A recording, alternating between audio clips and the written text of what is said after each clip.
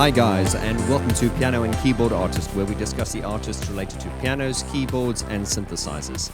And continuing with the in-depth Depeche Mode album review series, this is Black Celebration Part 2.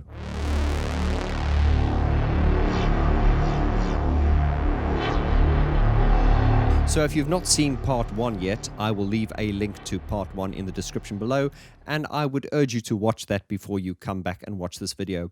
Also released just after Part 1, I released a video which was an in-depth interview with Brian Griffin, the photographer who did the album sleeve for Black Celebration.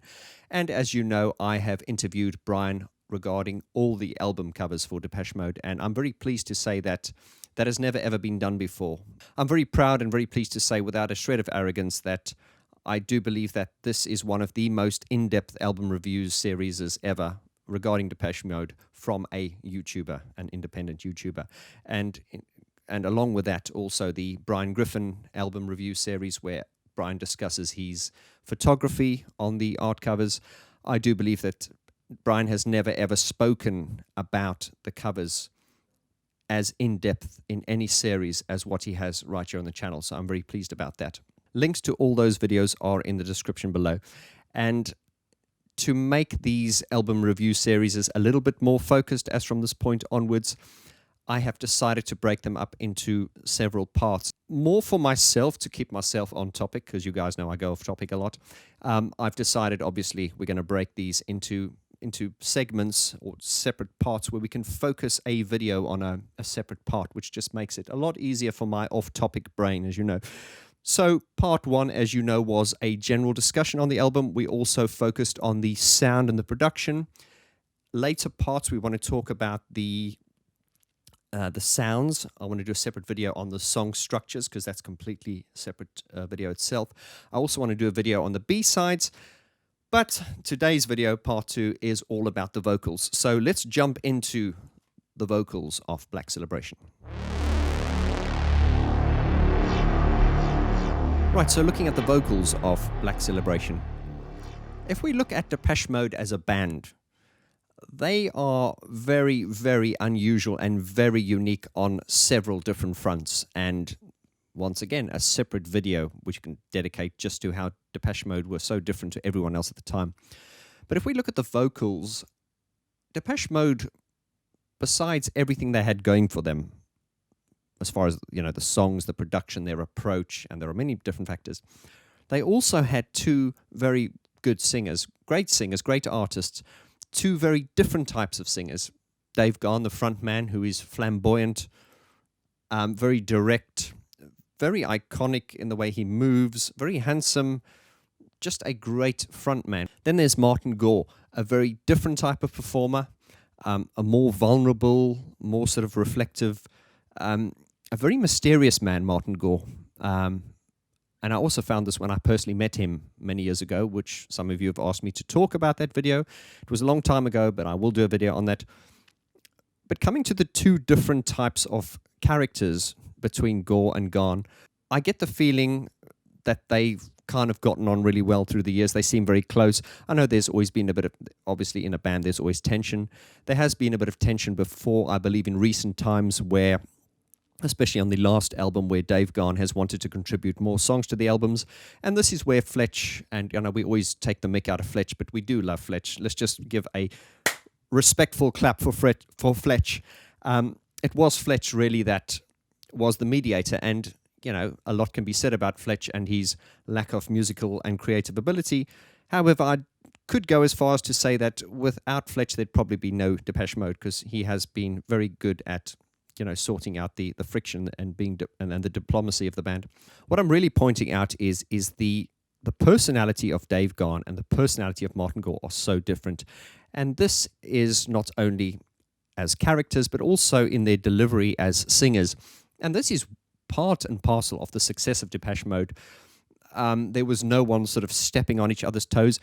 If we quickly jump ship to another band, which is sort of the same period from the 80s, if we take Tears for Fears, for instance, there was a lot of friction between Roland and Kurt regarding who was going to sing, and I think they fell out, you know, regarding who was going to be the lead singer, and of course, Roland and Kurt sounded very, very similar. I, in fact, couldn't hear the difference between the two singers.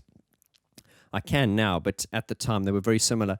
But coming back to Depeche Mode, this is where it worked well with Depeche Mode, because if we come to a typical Depeche Mode album, in the classic album, you have, let's say, 10, 11, 9, 10, 11 songs, and then 2 of those songs will be sung by Martin.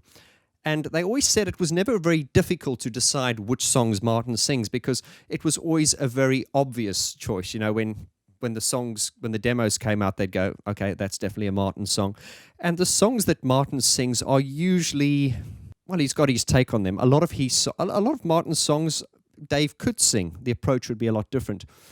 But what's interesting is, especially of recent years when they do their live shows, is when you hear Martin during his acoustic sets singing a lot of the Dave Garn songs. And it's really great to hear Martin singing songs that Dave would usually sing, because he does have his own spin and his own sort of approach to it.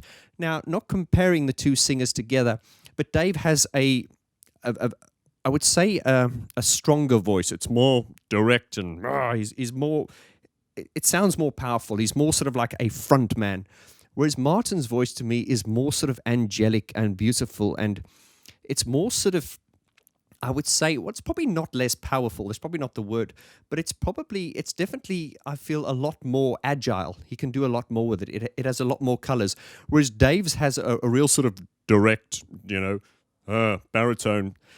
He does sort of, in recent albums, I've noticed him using a lot more sort of, more head voice and falsetto as well. But if we go back through the history of Depeche Mode and you listen to Martin's voice, the different colors and the tones and the textures, and how his voice is not only used as a voice, but also for special effects, like in songs like, if we take Condemnation, and also in Enjoy the Silence, we've got that that is Martin's voice that has been sampled and manipulated. So there are lots of examples where Martin's voice is used as a special effect, and that is where Martin's voice is brilliant. It has so many more colors and it's more dynamic. And thinking of this now, I should point you to a video I did a few months back, which is this one, Gore and Gone, vocals past and present. And that vocal, I really go into a lot of detail regarding the different types of singers they are and how they blend together, and indeed how their voices have changed, because Dave's voice has changed a lot since 1981. Martin's voice has not changed as much, but there has been a change. But I will leave a link in the description below, and do yourself a favor, watch that video, because it does explain it in a lot more depth.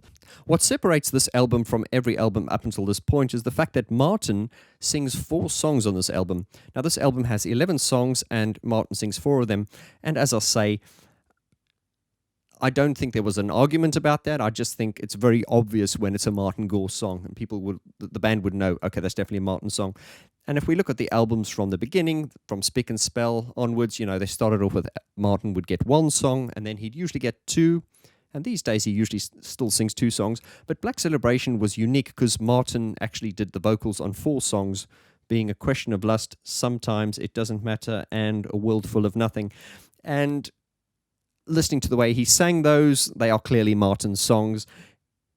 If Dave had sung them, we would accept them as Dave's songs, but in retrospect and the way we know Martin and Dave, those are definitely Martin's songs. And this is what I loved about this album. It just flowed so well.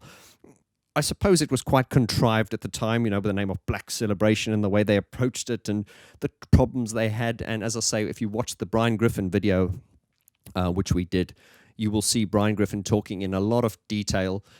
We see a very honest and slightly broody Brian Griffin, but I'm glad he spoke his mind. And it just highlights someone. It proves that someone like Brian Griffin, who's a very gentle, non-confrontational kind of person, how the atmosphere throughout the production of this album even affected him. So it was a very, very dark album, and this really did sort of set the stage for the great Depeche Mode, which started there and sort of went up till the end of Songs of Faith and Devotion, but a long story.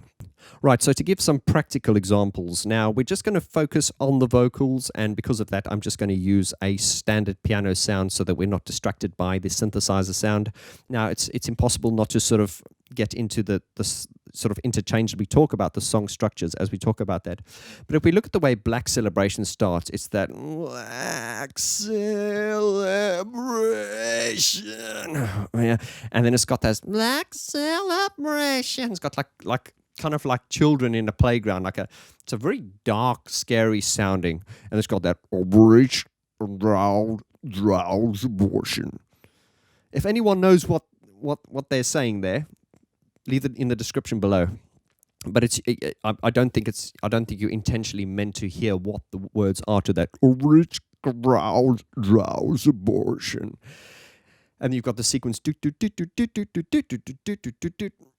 and you're in. It really pulls you in. And as I said in the first part, that this Black Celebration, it's a concept album, guys. This is not a pop album.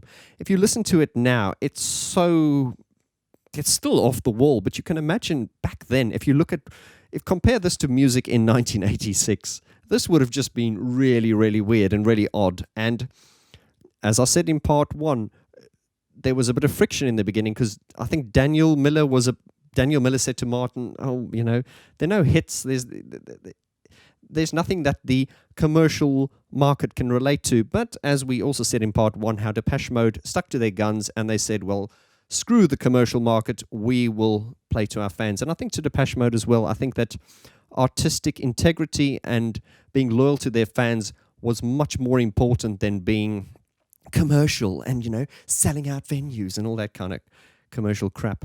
But they've done pretty well. What gives Black Celebration, and indeed a lot of songs on this album, a feeling of menace are the chord structures as well. It has kind of like a droning. It's the simplicity in the songs, yet the complexity at the same time, which sounds paradoxal. But taking Black Celebration with the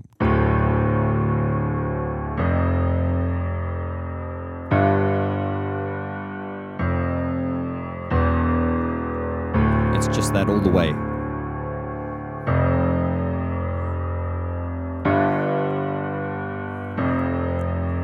Let's have a black celebration. And it does variate when it gets to the take me in your arms, forgetting all I couldn't do today. So very much like Behind the Wheel, where the bass line kind of just loops over and over again. This is something I found was very interesting when I analyzed Depeche Mode's music the first time when I was a kid, was to find how there wasn't much movement in the bottom end. It was and a lot of it was very repetitive. Not all the time, but this is sometimes that gives it that broody and menacing and just the sound of Depeche Mode. Black Celebration, Take Me in Your Arms, Forgetting All You Couldn't Do Today. The vocals of Dave Gahan on Black Celebration, and indeed this whole album, are brilliant. As we talked about how we started on Speak and Spell, it had a different tone to it. He really started to find his voice sort of round about the construction time again. By the time we got to Some Great Reward, he had found his voice, and David really sort of like found his broodiness here. And as Martin said on an interview, that Black Celebration is the album that really sort of like had a thread running through every album from that day on. It's kind of where the sort of the dark, the sort of dark Depeche Mode, we saw glimpses of it in Construction Time again. It really got quite kinky. Martin, you kinky bastard. In Some Great Reward, but by the time we get to Black Celebration, it really got dark. But what makes Black Celebration really interesting as a song, as I say, we don't want to focus too much on the production. They used a lot of reverb because Gareth talked about reverb meaning space and space meaning atmosphere. And the vocal effect that was applied to Dave's voice here is very appropriate. When I say claustrophobic, I don't mean that in a bad way, but I believe that the sound they got from that record is exactly what they wanted. As I said, they spent 4 months in the studio, coming in every single day for 4 months, 14, 15-hour days. And that tension and broodiness that was amongst the members definitely imprinted itself onto this album. So Black Celebration is fundamentally Dave's voice. Towards the end, we get Martin going, "I'll drink to that," in his vibrato light, "I'll drink to that," chest voice. Fly on the Windscreen, very, very interesting song. Just the way it starts, "Death is everywhere." You're like, what? It starts off with the Dave gone with the "Death is everywhere," but really powerfully, and then Martin's "Death is everywhere" in his sort of light head voice, and we talk about the sound of Martin's voice and Dave's voice, how they harmonize so beautifully. And back in the day when Alan was there, warning, warning, Alan Wilder, fanboy alert. Warning. Back in the days when Alan was there, it was nice to hear the live performances, because on many songs like "Never Let Me Down Again," or songs like "If You Want," there's a few others, where Alan would actually sing alongside in unison with Dave at the same time, and then Martin would provide a harmony, and that was really a great sort of iconic live mode sound. What makes Fly on the Windscreen creepy is not only the subject matter, metaphorically speaking, how these flies hit the windscreen and die. We indeed are like flies in the windscreen ourselves. The way Dave sings it, he does really give it that sense of, there is something that Dave can do. I think if Martin had sung this song, I don't think it would have the same feel. It would probably be just as good, but in a different way. But, just the way Dave sings it with a "Come here, kiss me now," and there's the "touch me, touch me." You've got Martin doing the "touch me" in a very kind of suggestive, "Martin, you kinky bastard," very suggestive, sensual type of way. "Come here now." And what adds to the tension of this song is the fact that it's fundamentally hovering on this E note. It's got that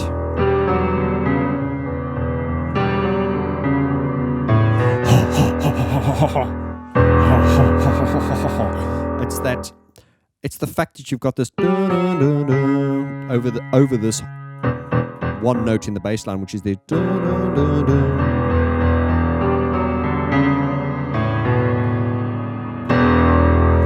and then, of course, you've got that sequence which starts in the beginning of the song and just runs all the way through, which is the...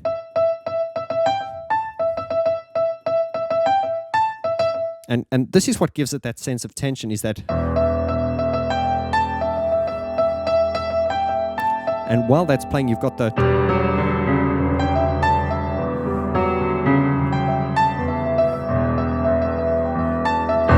It's got that...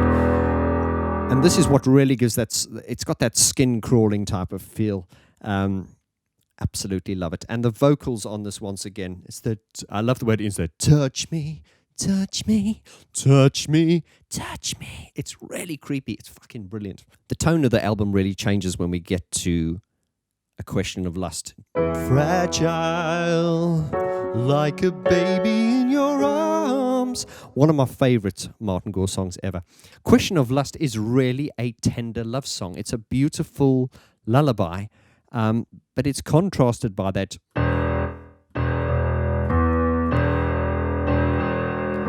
that's very simple. It's just octaves, boom, boom, boom, boom. It's just, I get a bit speechless sometimes, but it's boom, boom, boom. And then the minor keys.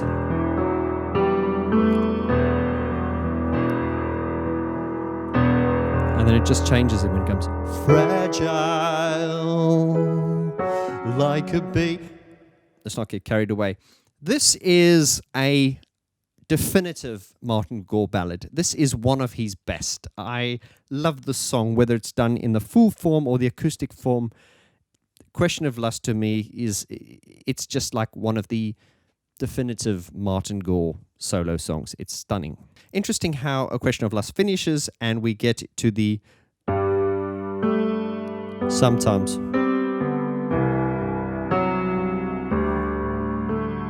It's really sort of, this is like a major key song, which is very, very unusual in Depeche Mode. And it's the sometimes, only sometimes, I question everything, but I'm the first to admit it. And that's what's lovely about this song is how you've had all this sort of dark start and then you have Question of Lust. And this is sort of like, I'd say probably the lightest song of the album.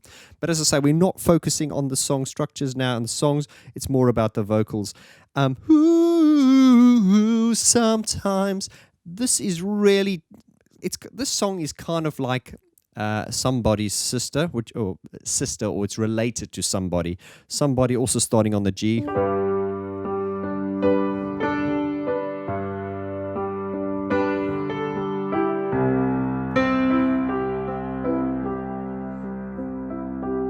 In fact, it's exactly the same chords. It's also from the G to the C to the D.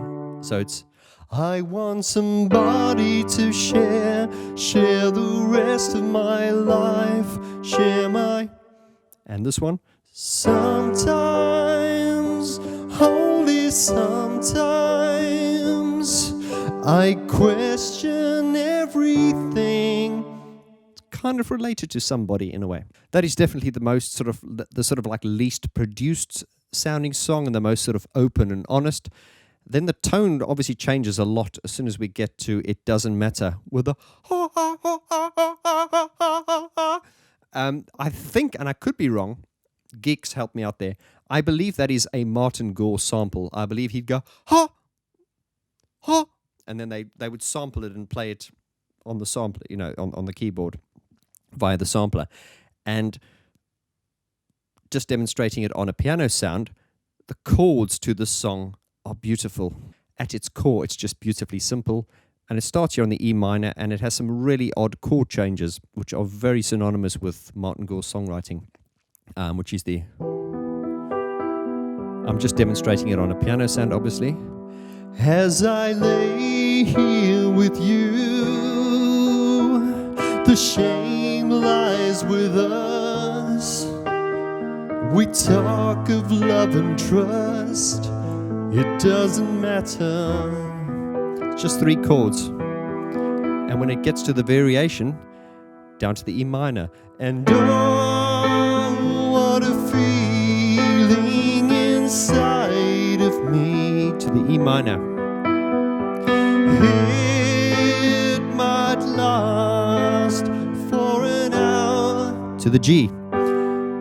So his lead vocal is in his natural sort of singing voice. It's in a sort of like a lower sort of baritone register, which is the and oh, what a feeling inside of me. But then on top of that, he sings his harmony in like a beautiful tenor head voice, which is something like and oh, what a feeling inside of me. Then it's it might last for an hour. And then it's the wounds are healing inside of me.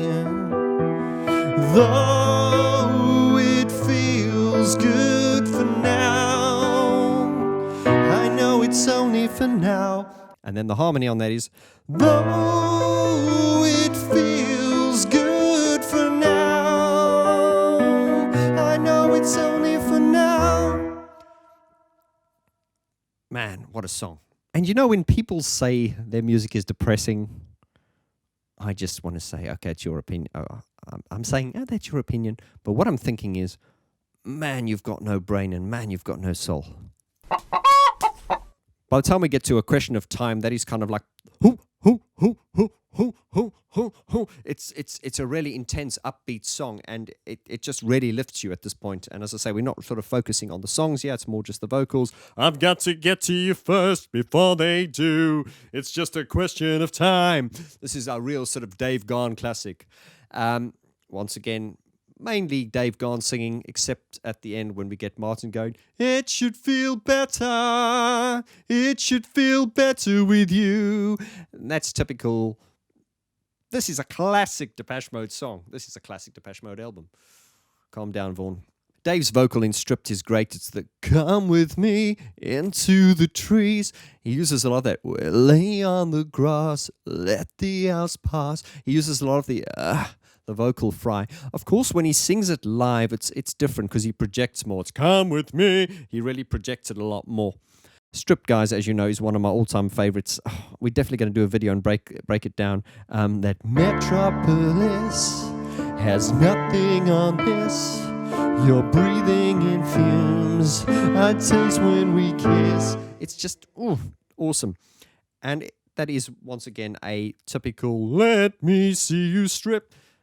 Only Dave could sing that song, I feel. And then when we get to the end, it's the Martin doing the "let me hear you speaking just for me. Let me hear you crying just for me."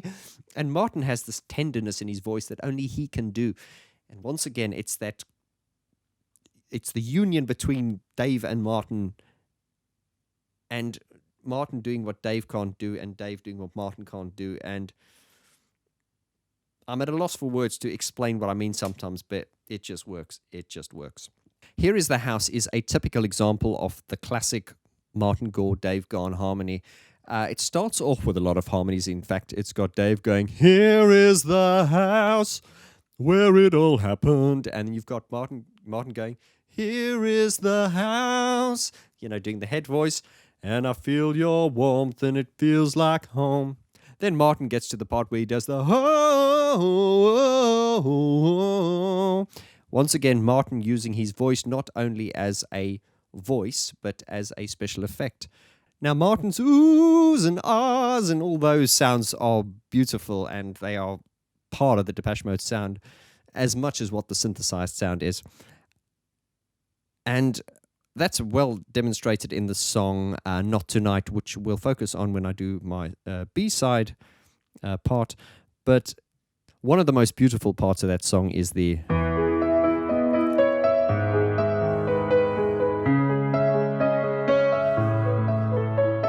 It's the Martin when he goes...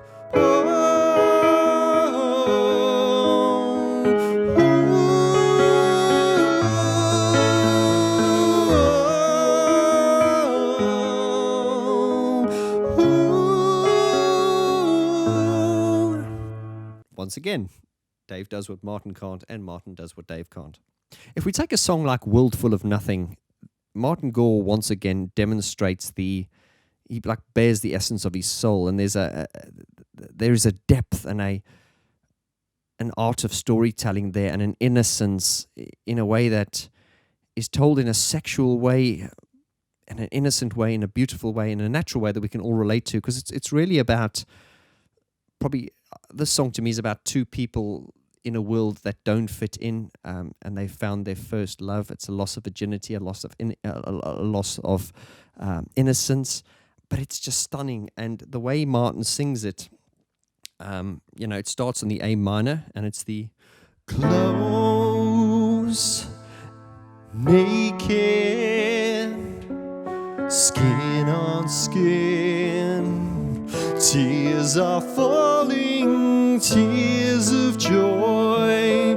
Her first boy, his first girl, makes a change. And it goes to the F. In a world full of nothing, though it's not love, it means something.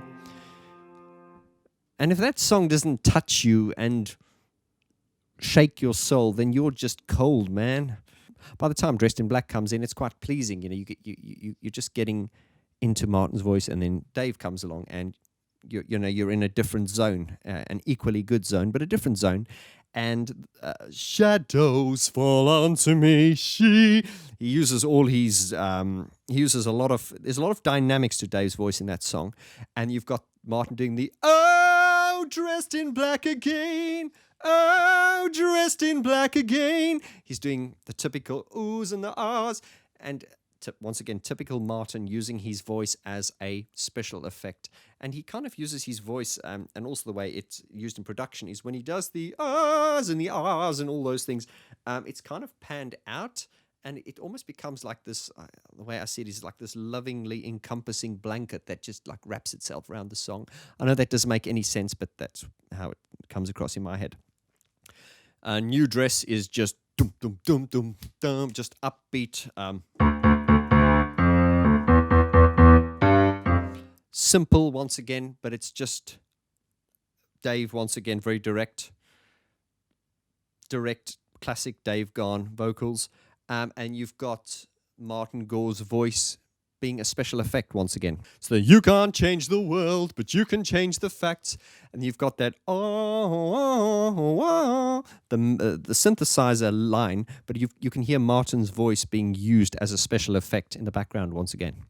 So there you have it, guys. I just wanted to point out in my very passionate, random way, as you know me, how I feel about these songs, the way Dave and Martin approach them. And of course, these are just my interpretations of it. But I bear my soul on these album reviews, guys. So, think what you may. This is the way I see it. So, guys, now I would like to invite you to the discussion section of this channel and leave your comments below. Let me know what you think of, well, focusing really on the vocals of this album. Which was your favorite song on this, as far as Martin's song? Which was your favorite Dave song, as far as the production goes, the delivery? Are there certain songs here that you thought, or maybe Martin was singing it, maybe Dave should have sung it, or vice versa? I also want to point out, guys, just if you like the artwork of Black Celebration, as I say, we will show you in the previous video how Brian Griffin has made this poster print of Black Celebration exclusive to the Vaughan George channel. And this brings the collection of images which are exclusive to my channel up to 7. And these are available to purchase through this channel now. If you're interested, get in touch with me. All the information is below. As I say, this is an iconic, never seen before black and white version of the actual album cover. Straight from the negative, never been seen before. So I'm so grateful to be able to bring this exclusive offer to you, my subscribers. Right, and if this is your first time to my channel, I would like to welcome you with open arms, and I'm hoping you will hit that subscribe button, click like, share the video with anyone you think would like it, and join the community. There is also a Vaughan George Facebook group, and I will leave links to that below. Get in touch. It's a great group. Let us know who you are, and welcome to the community. And guys, I look forward to seeing you on part 3 of the Black Celebration album review. Until then, take care.